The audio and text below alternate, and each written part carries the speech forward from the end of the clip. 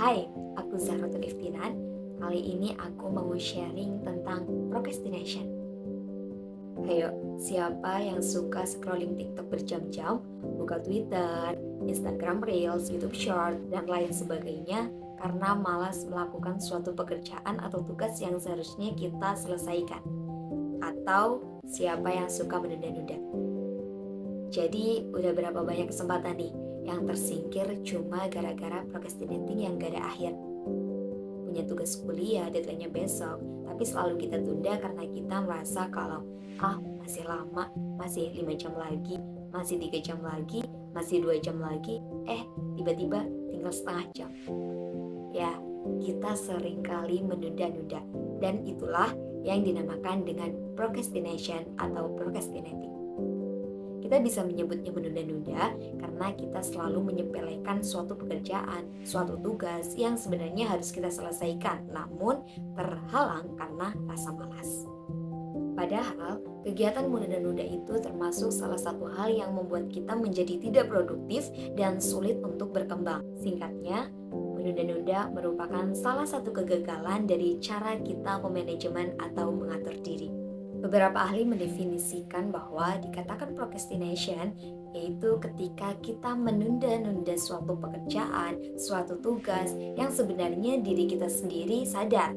Kalau misalnya kita menunda hal itu, maka kita akan menemukan sebuah kerumitan yang lebih sulit lagi untuk mengerjakannya. Jadi dalam diri kita itu sudah ada kesadaran bahwa ketika kita males, ketika kita mager, ketika kita rebahan aja, ketika kita tidak mencicil pekerjaan itu, maka kita akan menemukan sebuah kerumitan. Malah kita akan dihadapkan dengan durasi waktu yang lebih pendek. Nah, yang nggak kita sadari adalah kebiasaan procrastination itu hal yang benar-benar buruk.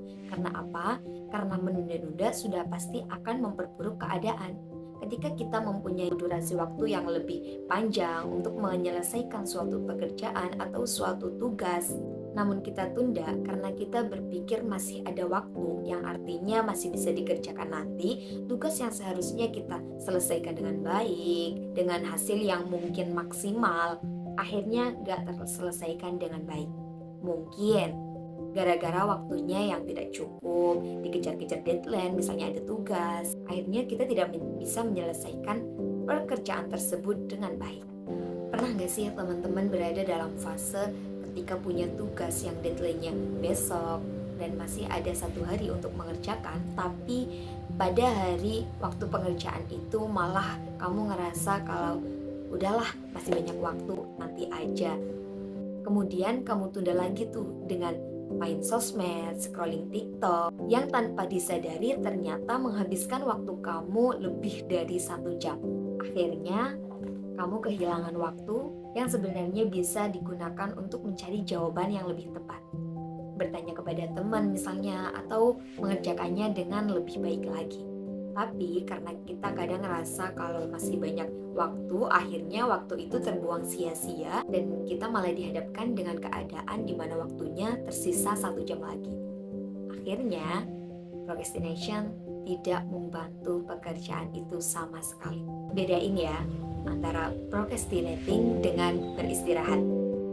Kalau beristirahat ya emang waktunya kita gunakan untuk beristirahat, untuk tidur misal, atau mencari kesegaran gitu biar otak kita refresh kembali. Tapi kalau procrastinating itu kita menghabiskan waktu yang kita punya untuk melakukan suatu hal yang sebenarnya gak perlu-perlu banget buat kita lakuin gitu. Ada banyak bentuk dari procrastinating, mulai dari yang paling sepele sampai yang benar-benar udah gak bisa ditolerir lagi. Yang pertama, ketika kita mengulur-ulur waktu terus atau mencari-cari alasan yang menurut kita masuk akal untuk menghindari mengerjakan tugas dengan tepat waktu. Yang kedua, ketika kita menghindari tanggung jawab. Harusnya kita yang menyelesaikan tugas kelompok itu. Namun, karena kita selalu menunda-nunda, akhirnya tugas kita atau kewajiban kita limpahkan ke orang lain sehingga menjadi beban orang lain dalam menyelesaikan tugas. Artinya kita tidak tahu mana skala prioritas yang harus kita lakuin terlebih dahulu. Kemudian yang ketiga, ini yang udah nggak bisa ditolerir lagi, yaitu ketika kita mengulang-ulang kebiasaan menunda itu sehingga menjadi habit. Seharusnya kita bisa lebih berkembang, bisa melakukan pekerjaan dengan hasil yang lebih baik, malah akhirnya tidak terselesaikan secara maksimal. Ada beberapa penyebab dari procrastination yang sering terjadi pada diri kita. Yang pertama, karena banyaknya distraksi. Dan salah satu distraksi yang sulit untuk dihindari yaitu handphone atau sosmed. Karena kita selalu terbiasa setiap harinya berinteraksi dengan sosmed dan bahkan berinteraksi dengan orang lain saja kita terbiasa untuk menggunakan handphone atau gadget. Kemudian yang kedua, kurangnya motivasi dari diri sendiri atau orang lain dan juga kurangnya rasa percaya diri, yang mana menyebabkan seseorang jadi merasa tidak bisa untuk melakukan suatu pekerjaan karena dia merasa bahwa dirinya itu tidak pintar. Kemudian selanjutnya yaitu takut gagal. Takut gagal membuat seseorang menjadi tidak mau berusaha sama sekali. Padahal kita bisa untuk berusaha mencobanya terlebih dahulu. Selanjutnya, kurangnya pemahaman, di mana kita merasa tidak mempunyai kemampuan untuk menyelesaikan suatu pekerjaan dan selalu berpikir bahwa sepertinya kita akan gagal. Mindset seperti itulah yang menyebabkan seseorang itu tidak bisa berkembang, sehingga pemikiran seperti itu harus kita hindari. Dan yang terakhir yaitu low energy, tingkat energi yang rendah. Ketika kita mempunyai kondisi tubuh yang baik, otomatis dari segi pikiran, tenaga, semuanya akan menyokong dan memotivasi kita untuk melakukan suatu pekerjaan. Satu hal lagi, adanya keterampilan organisasi yang buruk, di mana hal ini menjadi salah satu problematika kita yang sedang kuliah. Ketika kita punya banyak pekerjaan yang harus kita lakukan setiap harinya, kadang kita jadi suka bingung mana pekerjaan yang harus kita lakukan terlebih dahulu, atau gimana caranya kita mengorganisasikan pekerjaan-pekerjaan itu. Hal ini kembali lagi ke manajemen waktu dan juga balik lagi kepada bagaimana diri kita mengatur atau menyeimbangkan skala prioritas mana yang harus dilakukan terlebih dahulu. And then semua hal yang akan kita lakukan, bagaimanapun bentuknya itu tergantung sama mindset kita. Jadi ketika kita mau melakukan atau mengerjakan suatu pekerjaan, paling enak adalah ketika kita mempunyai mindset yang positif.